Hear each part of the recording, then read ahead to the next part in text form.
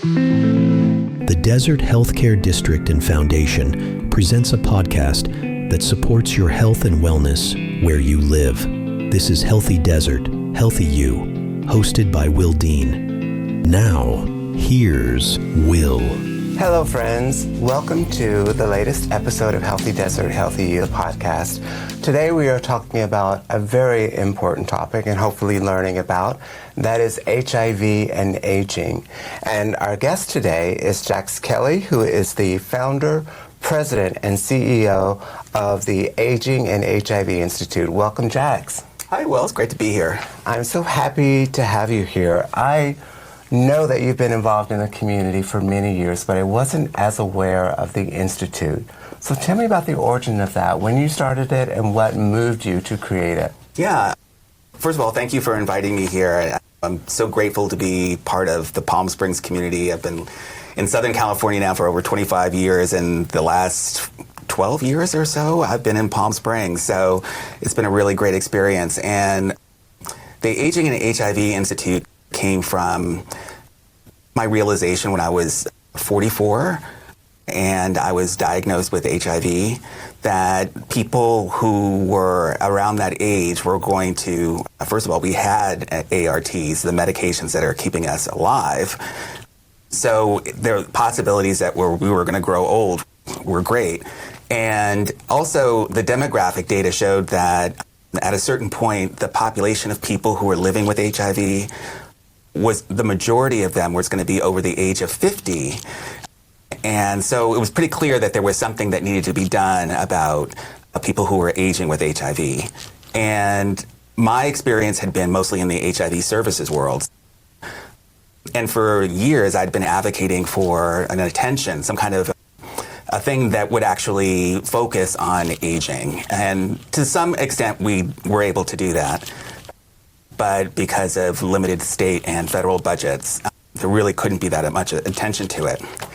And then a couple of years ago, at the tender age of 60, I got my MPH from USC. And as I was studying health policy, health services and policy, I learned about the Older Americans Act. And so since Lyndon Johnson, there's been this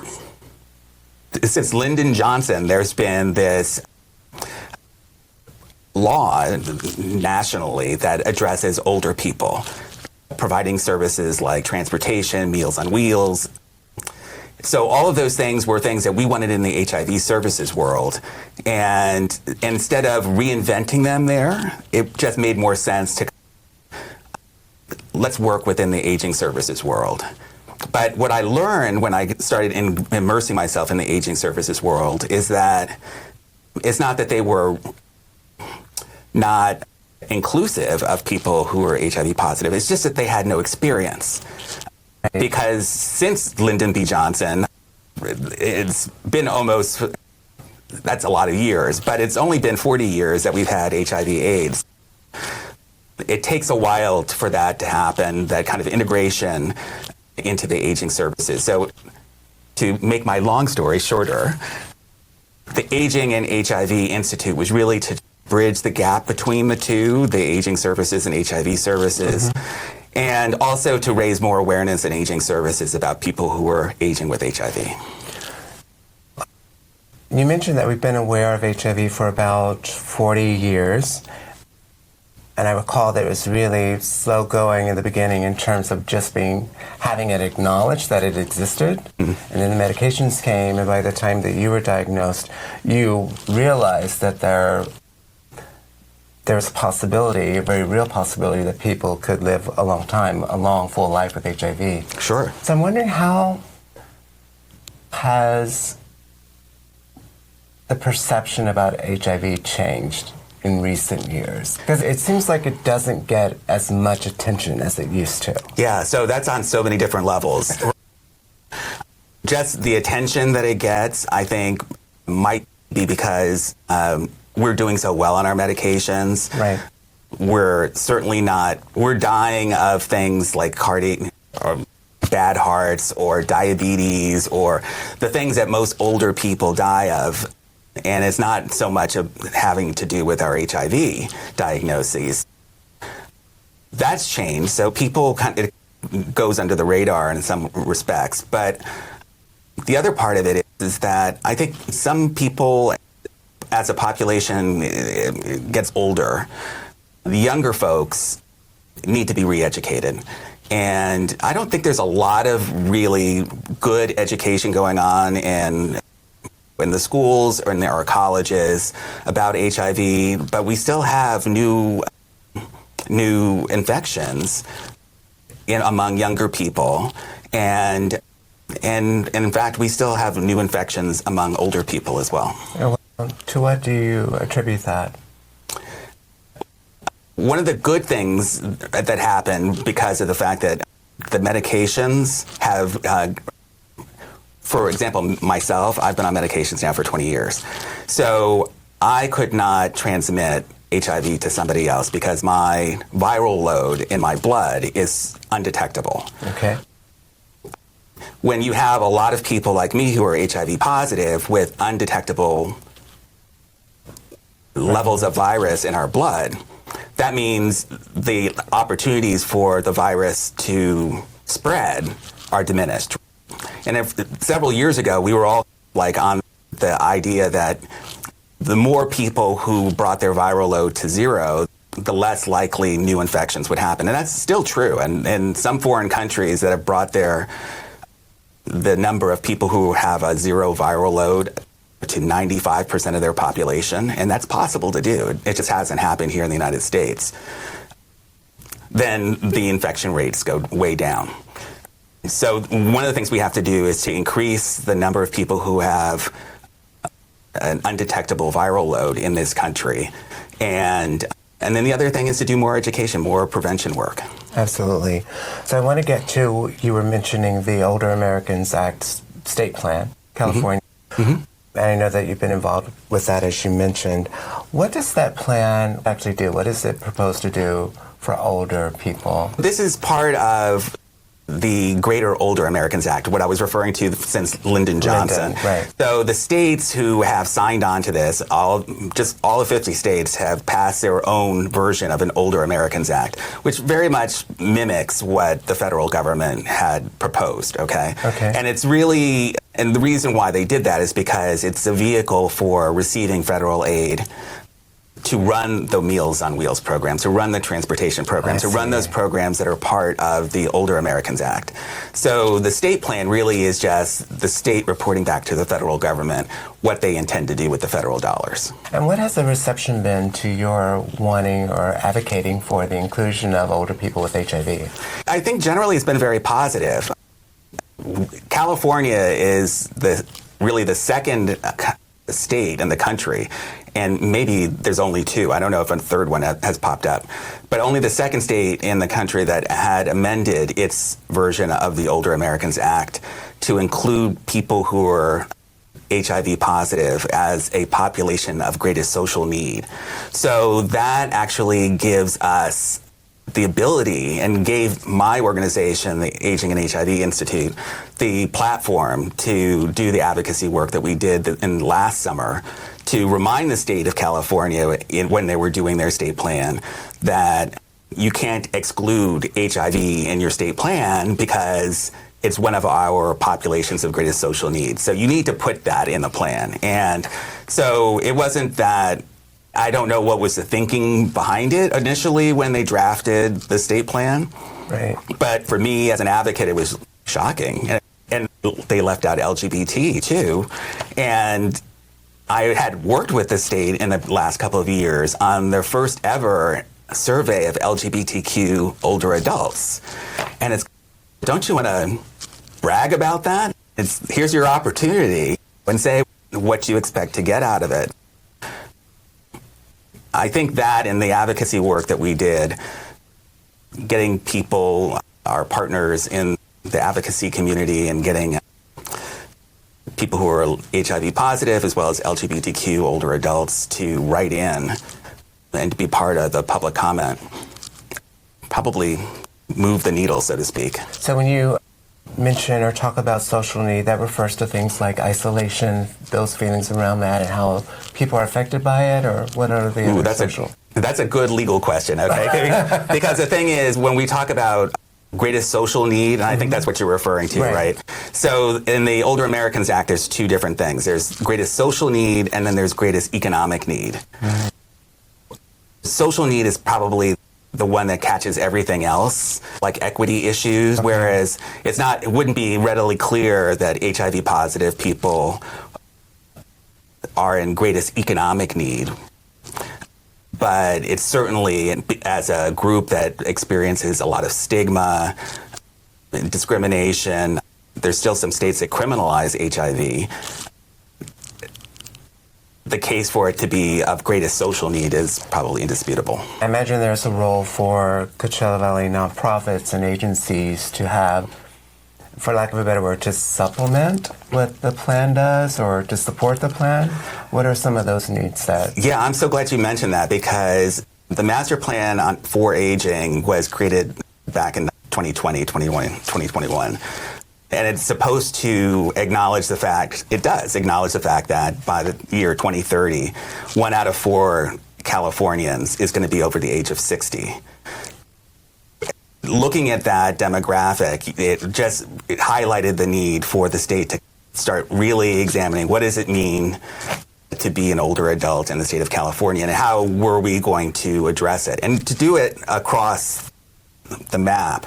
I think some other states who followed California have actually just limited it to their Department of Aging. Whereas here in California, we're like saying, okay, let's get behavioral services, let's get transportation, let's get all these other departments that are involved in California that impact the lives of older adults, and get their input and get people talking about it on the state level. And now we're also doing it on the county level. There's an Inland Empire Master Plan on Aging that includes the Riverside and San Bernardino County. And they've been meeting for about 2 years, and there's committees that are dedicated to different parts of the Inland Empire's Master Plan for Aging. But, for example, the health districts could always get involved, if not directly with any of those planning bodies.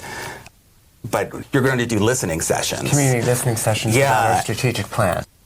So this is an opportunity not only for people who are working on the master plan like me to actually engage the health districts on what's going on with the master plan for aging, but it also is a way to maybe look at older adults as a population that you would like to include in your listening sessions, or to include HIV positive people, or include LGBTQ people, and maybe go to those places where you can find them, or partner with organizations that directly talk to those populations and say, okay, what is it that you really need? And then report back, because that's really the difficult thing, right? When we were doing the LGBTQ older adult survey, we had a really good response from Riverside County. And that was important because we could look at the data and say, this is what our population needs. But you could do that. The Desert Healthcare District, for example, probably has a better relation than the state of California does, and is more grassroots. We tried our best to reach relevant groups and partners, but you've been doing that for years, so it's probably a lot easier. Especially here in the Coachella Valley. And I just want to let our listeners know the community listening sessions you refer to will take place in February 2026, and you can find the dates and locations on our website, dhcd.org. I'm interested in the Empire plan that you mentioned. Where is that? Is there actually a plan in existence, or it's being worked on? There is a website, which I will make sure that you have the address for, and you can put into your website. But it's a couple of years ago, there was a request for proposals that were sent out to communities throughout the state of California to be able to bring the master plan for aging on the state level down to the community level. And the plan that was put in place for the Inland Empire was supposed to be representative of Riverside and San Bernardino counties. one of the immediate goals of this group was to make sure that we qualified as a community for a program that ARP has been doing for a number of years, which is saying that we're a senior-friendly community. Oddly enough, the state of California was way behind some other states. So this was a great way to bring it down to the county level. Since then, I think there's been some cities and other communities, smaller communities, that are actually also engaged with this AARP program. And that's a great way to get your community starting. And one of the funny things I think about when I think about living in Palm Springs is that I serve on the Riverside County Council on Aging. So that we're on the county level. Right. But I'm like thinking, is there like a Department of Aging for Palm Springs? I don't think so. Or please email me if you find one. But that would be interesting. Maybe I was having a conversation with somebody else, a community leader recently, and saying, maybe it's because there's so many of us, from our leaders to our community members, who are already over the age of 50, to actually engage on that level. We feel like we're doing it, but oftentimes we're not talking about some of these issues like isolation and loneliness, or being connected to people, or being connected to services that we might need. And what I've found through my work with the healthcare district is often people are addressing things in silos and not talking to one another. And what you said about the Inland Empire Plan, I've also learned that the Coachella Valley is very different from the rest of Riverside County. So it really is important to focus a lot of these issues on our community geographically. Right, So, right. Which is exactly what the Desert Healthcare District was set up to do. Absolutely. What are some ways that older people with HIV or older LGBTQ plus people can self-advocate or advocate for themselves in terms of aging and making sure that they have what they need? It depends. People connect in different ways. I think I was at an aging conference, and there was an older Black woman who was talking about how she wishes that there was a handbook for aging, and that she could just, whatever the category was in her mind, she could look it up. But then she went on to say that she had become a member of a community service center, and whenever she was like thinking about, I need to get access to this or I need to get access to that, she would talk to her colleagues, and they usually had the solution. So I was like sitting here thinking, the answer then is community. Just make sure you're engaged. But do you know, at the end of her conversation, she still wanted that handbook. Right, something you can hold, something is right there for you to, I get it. I love that. I want to go back to the medical advances in HIV. I know there's a lot that's underway still. Are there particular advances or things coming up, trials that you are particularly excited about? Yeah. I don't follow the cure community that well, but there's some exciting developments in cure research. There's always been some things that have been interesting in terms of getting better medications for the chronic conditions as well. But right now, we've got so many battles that are going on right now. One of the big battles I think is coming up is one where there's a medication that actually was developed from kind of an iteration from an earlier medication. But this newer medication is better for your kidney system. And so as we age, I don't want anything to give out that is unnecessary to give out. So I could actually use the old medication and still monitor my kidneys, but if I know that this new medication is good for my kidneys, then I want that one. Exactly. But it's expensive. And we're in a position now where the government is getting to say, we don't want to pay for certain things when there's cheaper alternatives. But if the alternative is cheaper but is less effective, not necessarily less effective because it will help with my HIV, but if it causes other problems, then why would I want to take that? So that's the battles that I'm preparing for. If a cure comes along, God bless. If we get a better medication that helps me manage my HIV, I think that's wonderful as well, too. Or if we, God bless, get a vaccine, right? so that we can make sure that nobody else gets HIV. That would be wonderful as well. That's being worked on. Where can listeners and viewers learn more about the Institute? Our address is agingandhiv.org, and they can reach me there, and I'd be happy to answer any questions that people have. Jax, thank you for being on the podcast and all that you're doing for our community. Thank you. All right. Be well, everyone. Thank you for joining us on this episode of Healthy Desert, Healthy You. This podcast is a production of the Desert Healthcare District and Foundation in Palm Springs, California. For more information, please visit the website dhcd.org. Our annual conference site is healthydesert.healthyu.com. This podcast is available at most major podcast portals, including Amazon Music, Apple Podcasts, Audible, Captivate.fm, Spotify, and YouTube Music. Thanks for listening. Be sure to subscribe.